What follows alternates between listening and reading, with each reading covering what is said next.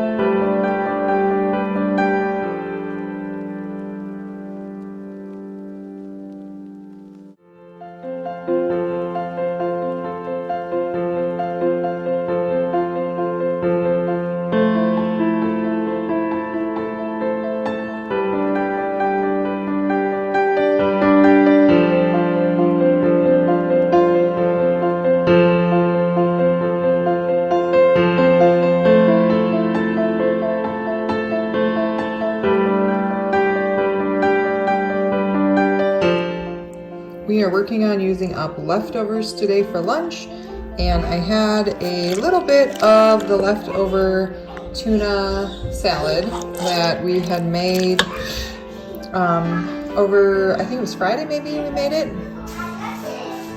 Anyways, there wasn't enough for everybody to have a sandwich, so I quickly cooked up some macaroni noodles, added a little bit more mayonnaise and sour cream, and mixed it all together, and now we have a lovely new dish, which I will serve with either oranges or apple slices.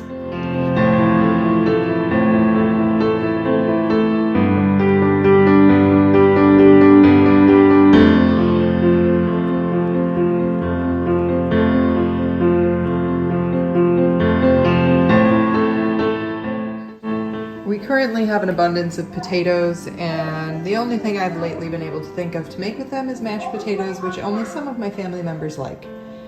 So we have mashed potatoes that need to be used up. And let's see, I think this was in December maybe.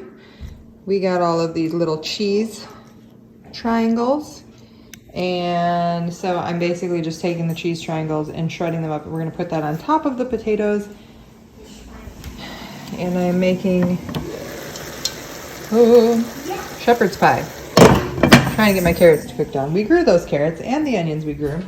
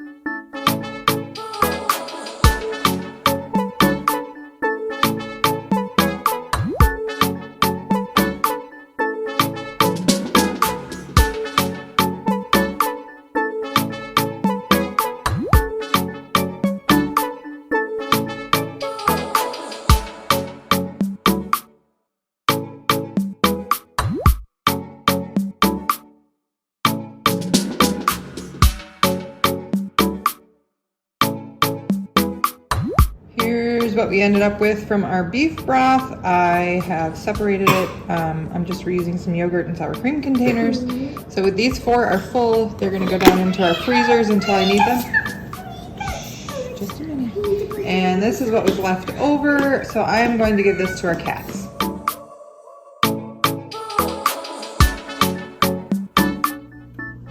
All right, another fabulous made up lunch.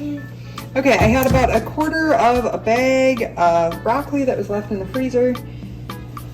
So I dumped that into here and I took out 2 quarts of, I think this was turkey stock from my freezer. So this one is still defrosting, obviously. And I have this cream of broccoli soup mix that I got from the Amish store. So I am going to add, let's see. It tells me that for 2.5 cups of water or milk, I should add a heaping half cup of cream of broccoli soup mix. I am probably going to add just shy of a cup because their mixes tend to be super salty. Anyways, so that is going to be our lunch. I'll show you when it's ready.